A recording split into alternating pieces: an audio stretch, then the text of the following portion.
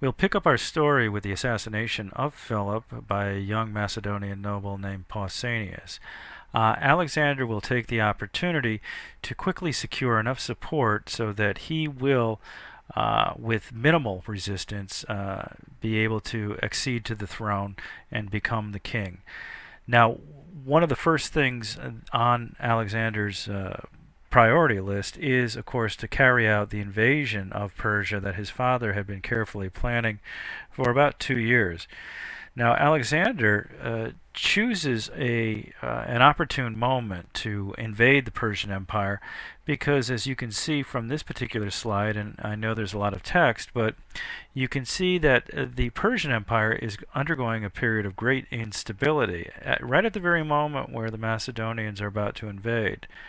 If you look midway down the slide in black text, in the year 338 BCE, at the very moment that Philip was achieving victory over the Thebans and the Athenians at Chania, the Persian Empire begins its long descent into major instability with the poisoning of the great king Artaxerxes III.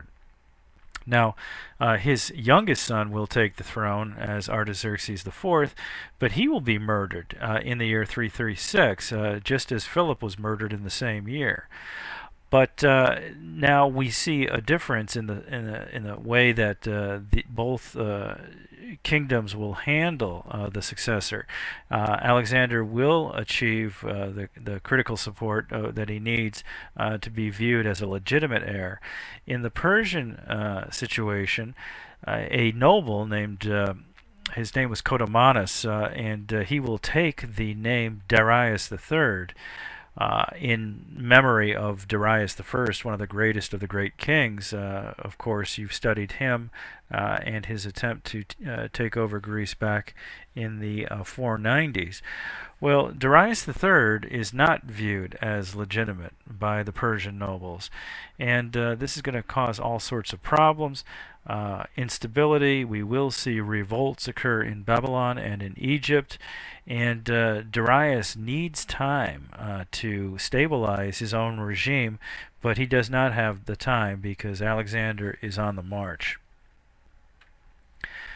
Now, when we look at Alexander's campaigns, and we will in some detail because he is considered by many historians to be the greatest military commander in history, period, we will see that Alexander has inherited quite a few advantages thanks to his father Philip's efforts to construct the Macedonian war machine. Alexander will play by the book that his father wrote, and that is the hammer and anvil approach to achieving victory on the battlefield. You use the phalanx to pin the opponent, and you use the companion cavalry to find a gap in the enemy line, a weak spot that can be exploited with a charge that will totally dislocate the enemy position. Such was the case at Chania, and such will be the case in the major battles that Alexander will fight against the Persians, and his last battle will be fought against an Indian Raja named Porus. I've created kind of a mnemonic device to get you guys to remember the sequence of battles that occurs. And if you can remember the slogan, "Get inside the gap, hero," which is basically a very simple way of remembering how Alexander achieves victory. Each one of those letters, "Get inside the gap, hero," stands for a battle. The G for get stands for the Granicus River, the first battle that Alexander will fight against the Persians. The I, Battle of Issus. The T, the Siege of Tyre along the coast of what is now Lebanon. The G, taking place in what is now northern Iraq at the Battle of Gaugamela, in which Alexander will achieve decisive victory. And finally, the H, which will occur around the area India-Pakistan border at the Hydaspes River, now the Jhelum River. So get inside the gap, hero. These battles, that's the strategy that will see Alexander victorious. Now in 334, Alexander will begin his invasion officially by crossing the Hellespont from the European side into the Asiatic side, in what is now, of course, Turkey.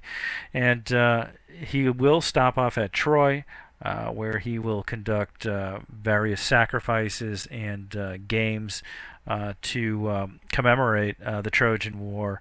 And he and his best friend Hephaestion will run naked around the tomb of Achilles.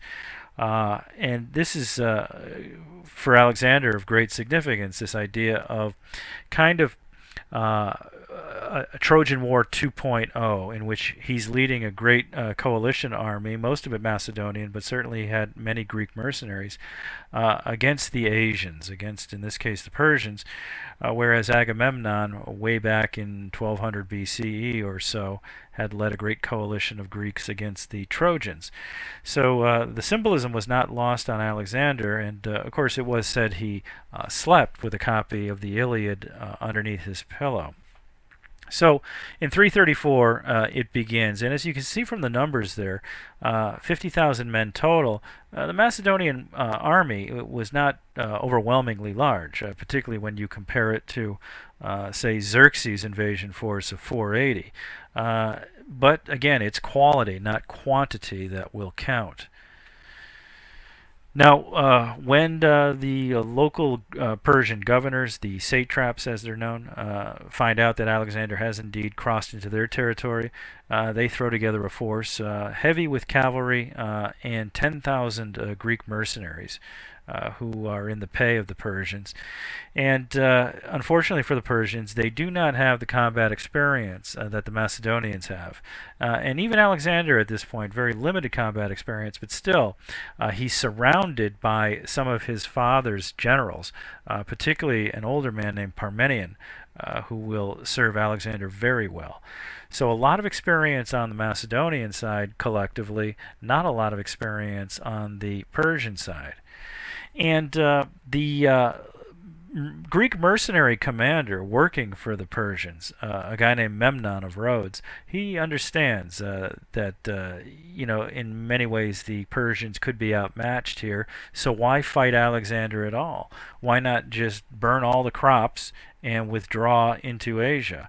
Alexander's army, like all armies, marches on its stomach, and if it doesn't have any food, it won't be able to march.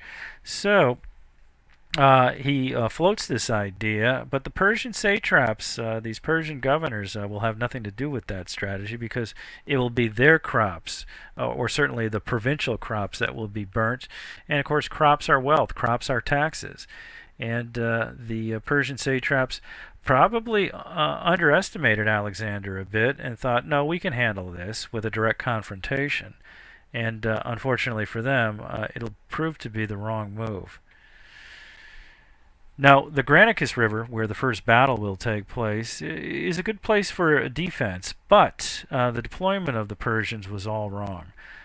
In this diagram, you see Persian cavalry, noted by the box with the slash in it in red, is deployed in front of the Greek mercenaries, who are infantry. The solid color indicates infantry, usually a phalanx. Macedonians are in blue, and what we'll basically see here is Alexander recognizes right away how he can open up a gap in the enemy line.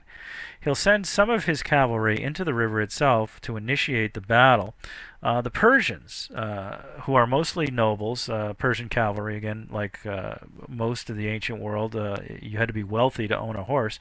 The Persian nobles had their own code of honor, and they felt they should be in the front fighting. So they take the bait. They go and make an attack on this small cavalry force that Alexander has sent into the river, and they all begin their focus on this particular area here.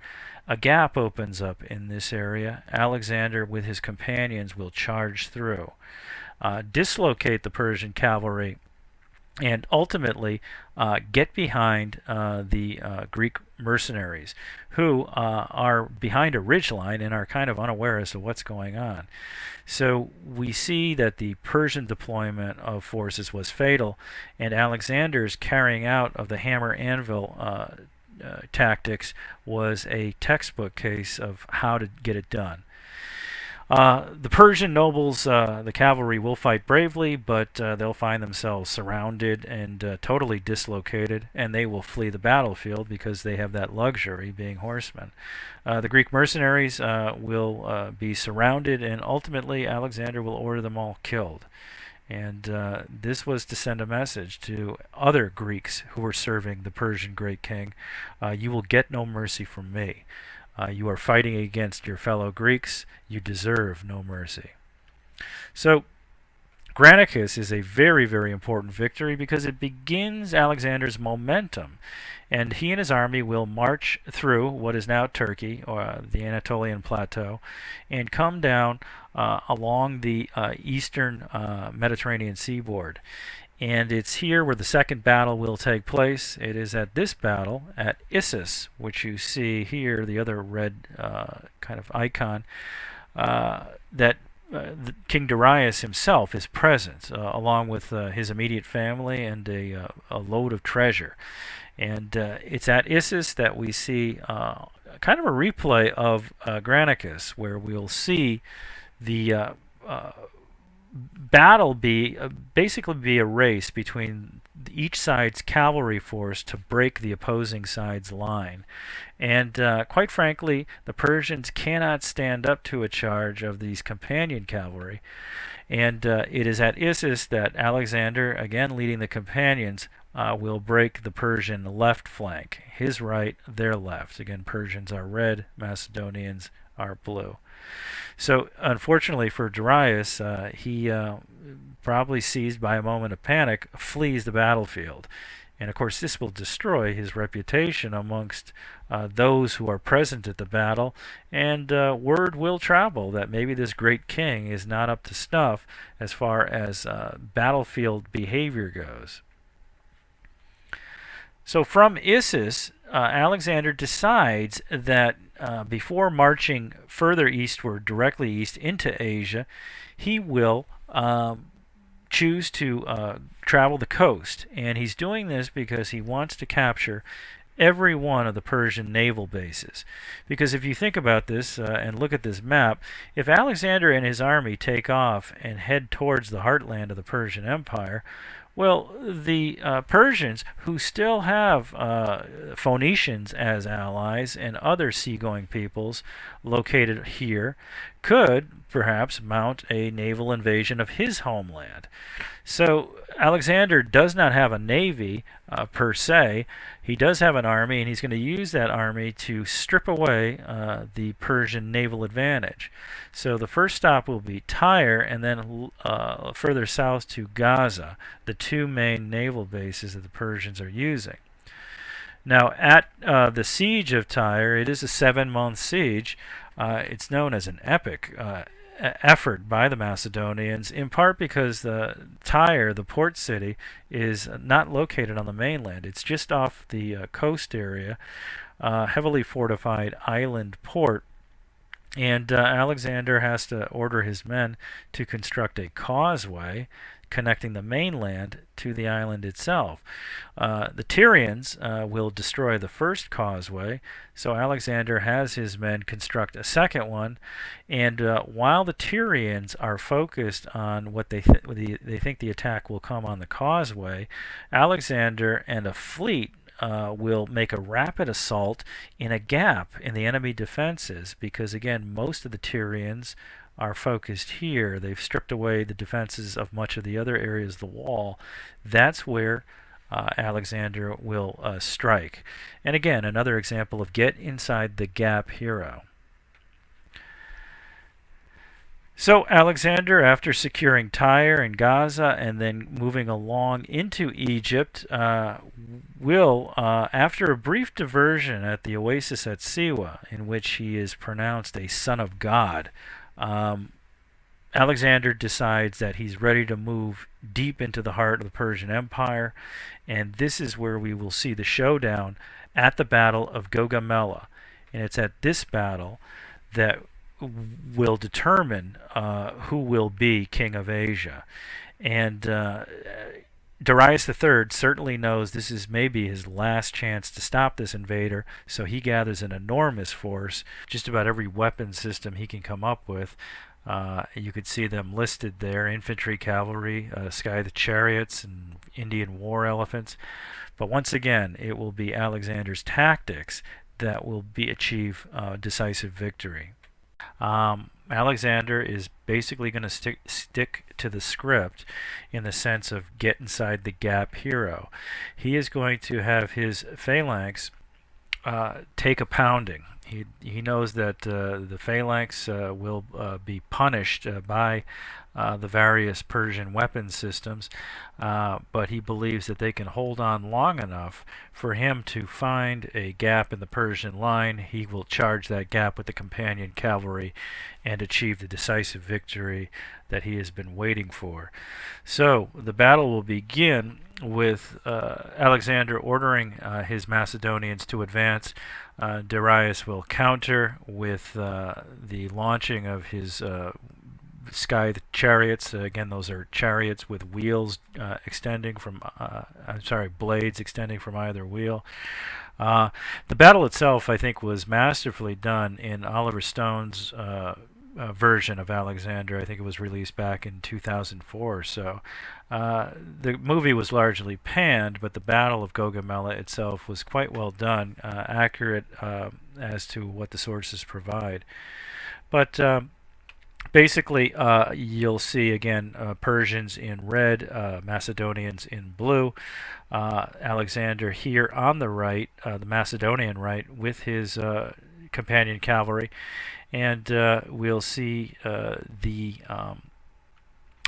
Persians ultimately make a fatal mistake when Darius orders his cavalry to ride and try to envelope or outflank the Macedonians. And when this happens, you're going to see basically from this line over a gap appear. And this is what Alexander has been waiting for. So he's got his units taking a pounding here, taking a pounding here, but now the gap has opened, and this is what Alexander again has been waiting for.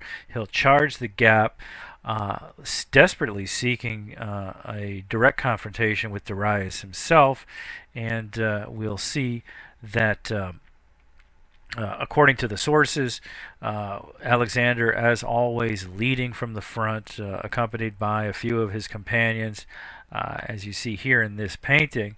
And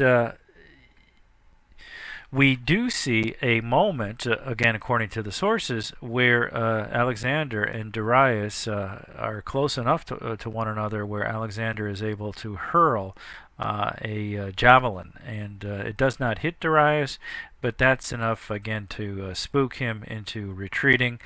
And of course, back in the ancient world, if you saw your great king retreating, you were 2 steps behind.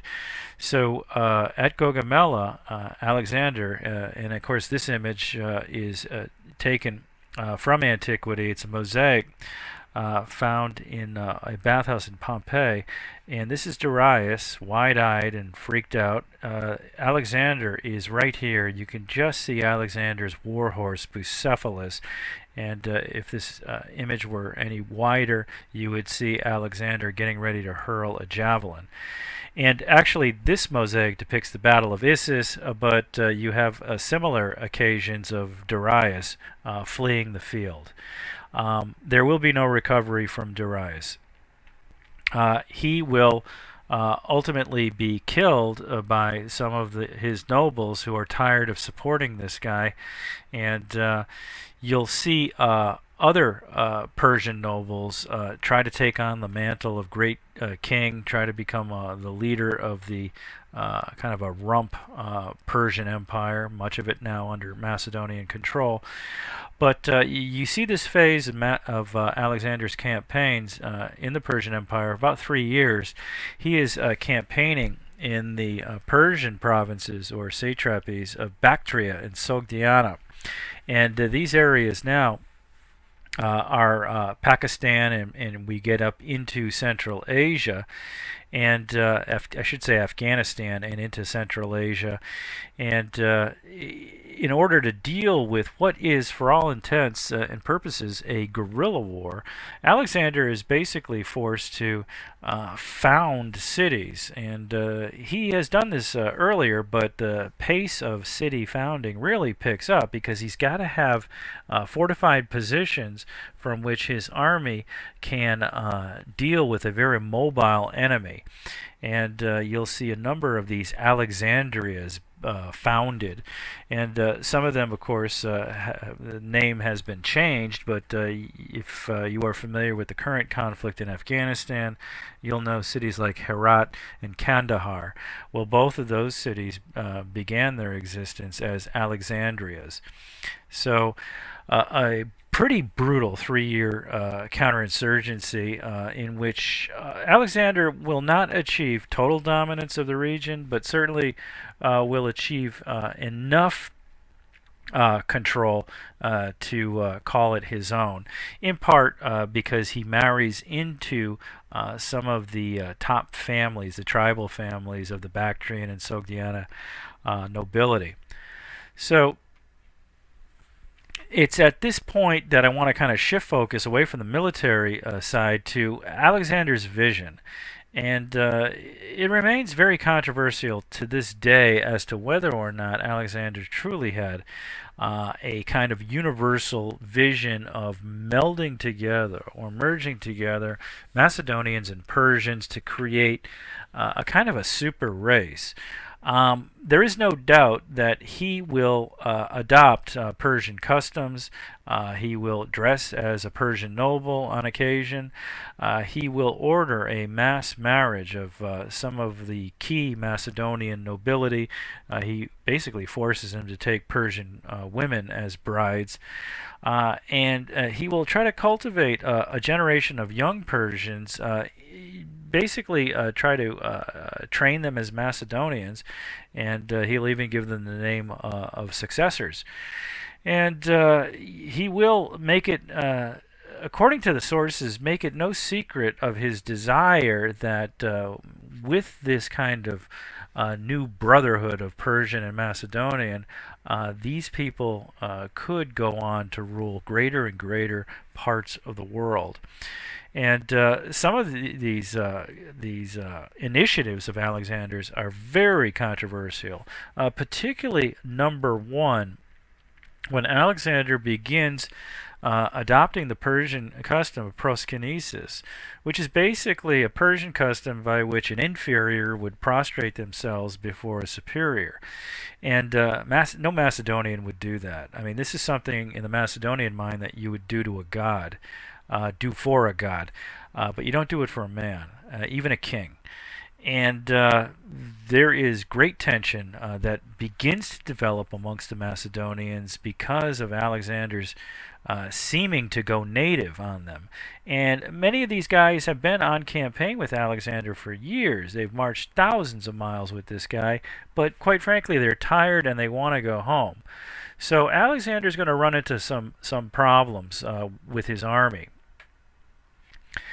And of course, with good reason, because Alexander simply will not stop. Once he conquers the very eastern parts of the Persian Empire, those bordering on what is now Pakistan today, he decides to go even further. He decides that he will he's heard geographically that the Indus River, it's not known as the Indus back then, but there is a great river that flows into a great sea. And it seems that one of his intentions was to see if you could send ships on this river down into this great sea and get back to Greece via the sea. His tutor, Aristotle, the great Athenian philosopher and geographer and naturalist, scientist, Aristotle has filled him with these tales about how the world is shaped, and Alexander wants to test some of these theories. But of course, it's a hard sell to your men when they're exhausted, and of course, you get into some hard country when you begin to descend down the Indus River Valley. So ultimately, a battle is fought, the last of his major battles at the Hydaspes, against a king, Porus. And I won't bore you with the details, but Alexander ekes out a victory. It's a very bloody battle, allows Porus to retain control of his kingdom as long as he will be a vassal of Alexander's. And then it's at this point where Alexander's men are like, we're not going any farther. And Alexander is forced to turn back. And of course, he's a little peeved at this. He had grander visions. But it's here where Alexander commits a major error in judgment by when his troops do march south along the Indus River, he decides that he's going to return to the Persian heartland via a route that's going to take him through the Gedrosian Desert. And this is a grueling, arduous journey. He'll lose quite a few camp followers, mainly. These are women who would follow the camp for various reasons, and some soldiers. But it's a tough slog. Ultimately, the army does make it back to the capital cities that the Persians had established: Persepolis first, then on to Susa, and finally to Babylon.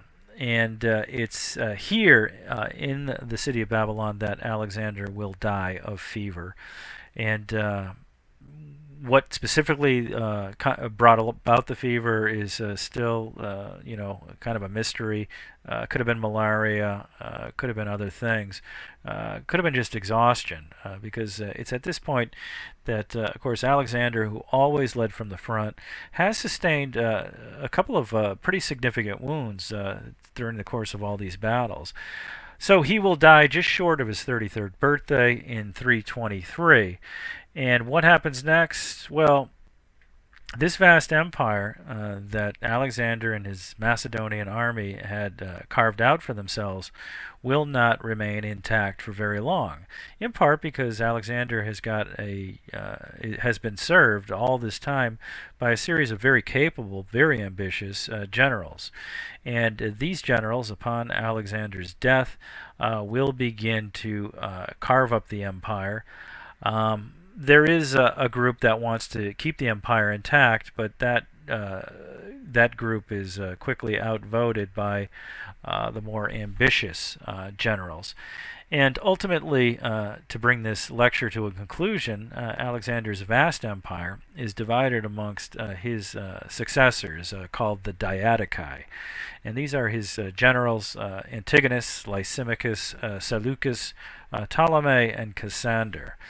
And we'll see Seleucus get the biggest chunk, those areas that had constituted much of the Persian Empire. Antigonus will get a sizable chunk. Ptolemy gets Egypt. Cassander gets Macedonia. And Lysimachus gets Thrace. And of course, it won't be very long before these guys begin fighting amongst themselves, wanting an ever greater piece of the pie. And that in itself will lead to decades of war that will keep the area destabilized. And ultimately, what you'll see further to the west is Rome begin to rise, begin to develop, and ultimately begin to rise as all of these Macedonians begin to basically self-destruct.